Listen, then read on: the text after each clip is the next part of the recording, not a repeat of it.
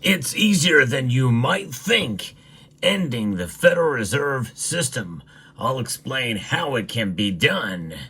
And we're going to have a lot of fun as we explore.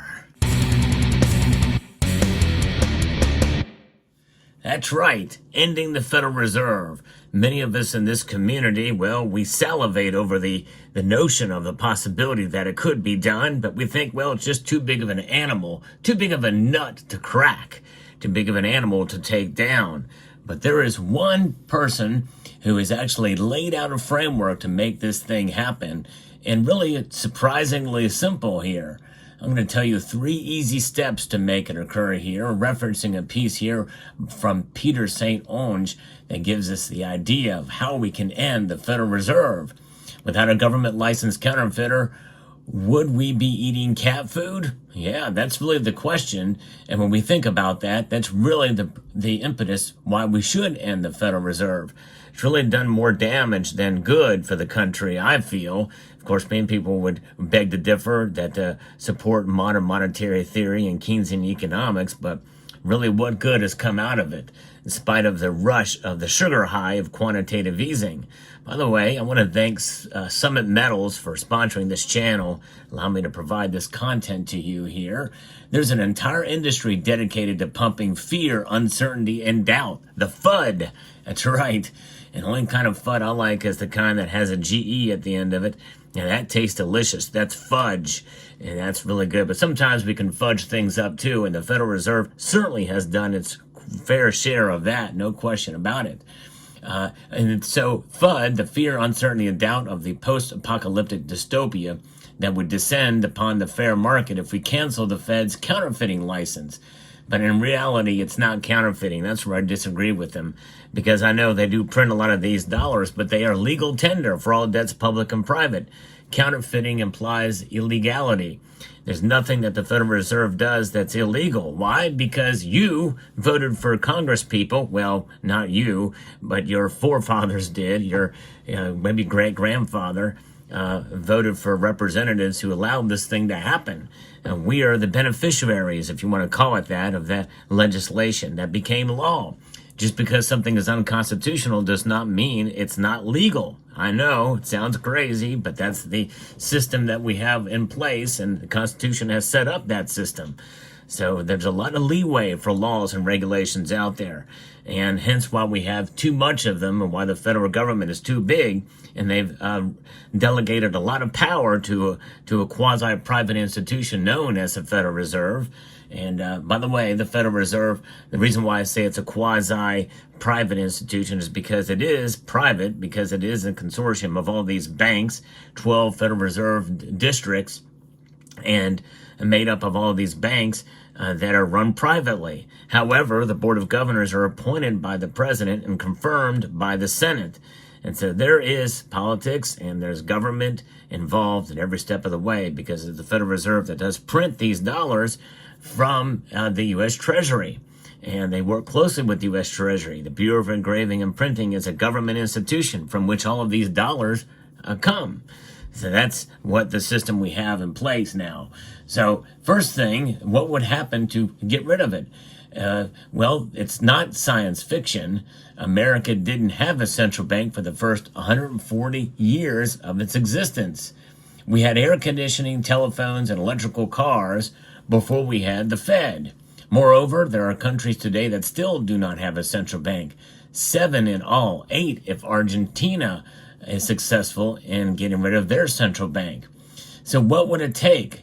What would happen next? Well, there are 2 parts to ending the Fed, and I have 3 easy steps here. We'll get to the 3rd one. And you know what? We're going to kind of let that one go, manifest itself as we go here, because I really haven't thought it through completely yet. Yes, that's right. All my videos are unscripted, but I do like to give you the latest news and analysis in the world of precious metals. So yeah, I hope you will consider subscribing to the channel or press the thumbs up button down below. So the 2 easy parts are the legal nuts and bolts, and then the second one is the economy. So legally, it's embarrassingly easy. Repeal the Federal Reserve Act of 1913. And of course, that would dismantle anything that has strengthened it since then, with dozens of legislative efforts and probably hundreds of legislative efforts and bills, laws that have come into effect since the initial Reserve Act. It's debatable whether it would take 50 or 60 senators to make it happen. You can make a very good case it's budget related, in which case it's only 50, a simple majority. So legally it would take about 10 minutes. So what about the economy? Well, the three main functions of a central bank are supervision of the financial system. So in theory, ensuring stability and ensuring it operates smoothly. And then controlling monetary policy, allegedly to fight inflation and recessions. Well, how has that worked out for them? I'll get into that in a moment. So bailing out banks, policing fraud, and manipulating interest rates to make money artificially cheap, which, of course, causes inflations and recessions. Bank bailouts are deeply unpopular, and they shouldn't happen in a representative republic, and much less a democracy. 84% of Americans agree that taxpayers should not have to foot the bill for irresponsible bank management. Policing fraud, and they singularly fail at it. And we've seen that time and time again. Silicon Valley Bank literally had a Fed member on their board, while Sam Bankman-Fried was having coffee with regulators until a magazine article exposed his fraud. As for manipulating interest rates, artificially cheap loans swindle the middle class to pay the rich, who overwhelmingly make up borrowers along with the federal government. Indeed, the manipulation of rates itself causes inflations and recessions. Low rates cause inflation, and high rates cause recession. So they have to really find a fine line between those two, which is a very narrow area, which means they pretty much can become incompetent or impotent in their mission, because pain's going to have to be felt one way or another. And why have a Federal Reserve if it's going to cause pain a little bit or a lot? And you can moderate the pain and what have you, but nonetheless, navigating that is something that I think the free market will work out much better than a Federal Reserve system. Markets have set interest rates for thousands of years.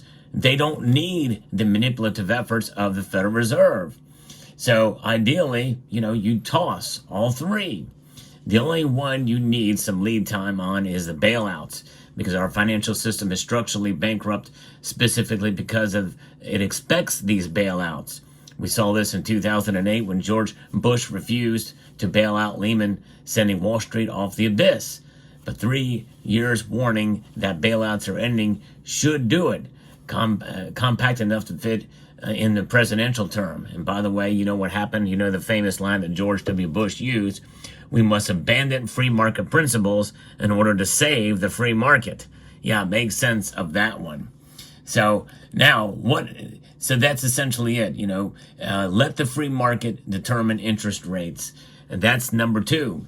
And the third way is, what do you do with the dollar? Well, that's one that's actually very easy as well too. Number one, you can keep paper dollars as a kind of in-game token for the American economy, either printing them at Treasury, which was done in the past. We had United States notes, but we also had these. I'm going to get into that in a moment. And this is a dollar bill that was printed at the time of the Federal Reserve System. So there was another system. You had Treasury notes, and you had silver and gold certificates that existed in the Federal Reserve era. And so that could certainly continue and work, and has worked in the past. So that's what you can do, in which case they essentially printing them, or at Treasury, in which case they replace taxes, or not printing new ones. In other words, stop the printing presses, stop the digitization of new dollars, and that would lead to deflation as the economy grows and the population grows. But the money does not. Yes, that's right. And you think about it, look at the denomination on this silver coin here. It's $1. This is what our dollar really should be, an actual dollar. Of course, the value of this in Federal Reserve notes is about $31 right now, maybe a little bit less as of the recording of this video. Notwithstanding, that's what the value of the dollar was a long time ago. It's crazy. Anyways, So, but that kind of system helps the poor, but it also makes the debts bigger. Debt's bigger and much harder to tackle because those dollars are worth more. Less disruptive, though, would be gold. That's right. Go back to a gold standard. And that's really encapsulating what the third step is to strengthen our currency and strengthen money using sound money, either in part or in whole, of a way to be able to essentially limit and have ourselves a system from which we can operate that we have used in the past. Yes, indeed. And so when you think about it, all the new gold, it does not inflate as new gold is mined, albeit slowly, about 2% per year. Remember that number, 2%? That's the target of the Federal Reserve for inflation. Meaning that we'd have stable prices since the economy also grows at 2% or better, absent Fed manipulation. That's probably why they use that 2% target, but 2% is still inflation, and manipulation is it's not natural. One elegant way to base the dollar on gold without needing to buy up trillions of gold is to offer the 261 million ounces of gold in the Treasury to the public fixed at a current gold price. And you could say $2,700 per ounce, thereabouts, or $2,600 to $2,700 per ounce, and then pass a law saying if the public is buying gold, in other words, if there's inflation, which makes $2,600 or $2,700 below market, Treasury has to buy back fresh gold on the open market before it pays bankers a dime of interest on the debt. This effectively turns Wall Street into a human shield, and that's an interesting concept by Mr. St. Onge. Because if the feds spend too much creating inflation, the bankers don't get paid. It's elegant, incentive-aligned, corruption-resistant, and really should have been done years ago, and really should have been the thing that we've been doing instead of what the Federal Reserve Act does. And so when you do that, you are restoring the free market for money. Ending the Fed would be the greatest economic achievement in a century. It would end inflation. It would end recessions. It would shrink the federal government and stop the systemic pillaging of the middle class and the productive economy by Wall Street. And it's embarrassingly easy. And all it takes is a willingness to stand up to the special interest, above all, Wall Street and the federal bureaucracy that lives on cheap federal borrowing. And this is no easy feat, and he understands that. Peter St. Onge understands this, but in reality, it's not. And I repeat, this is the most important part of the message. It's not an economic challenge. No way, and I totally agree with him on this. It's a political challenge. That's where the drawbacks are. And so when you think about what this note stands for, it's a certificate, a silver certificate, that up until 1968, you could take one of these to an assay office and you could get yourself $1 worth of silver at the time. That's what this is. This represents that. This is what they hand you, a vial full of silver. Yes, indeed. That's right. And that's just pretty amazing. But when you think about silver and gold, true sound money, no matter what happens, gold and silver will preserve your wealth.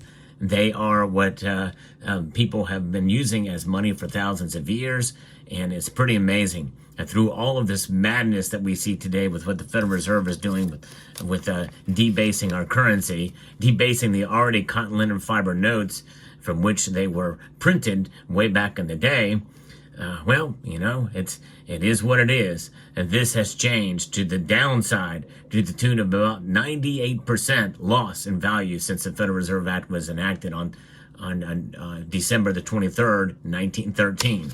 Gold and silver, for all intents and purposes, have remained stable stores of value in spite of market fluctuations that are priced in these crazy dollars that we find ourselves tied to every single day. Think about your wealth in ounces, not dollars. And it makes it a lot easier. And you can rest easier at night knowing you're doing the right thing by stacking gold and silver. Let me know what your thoughts are in the comment section down below. Hope you found this video informative, insightful, and educational. I'd like to extend a multitude of gratitude to each and every one of you for taking the time to watch. And I want to encourage you to please rate, share, comment, and subscribe.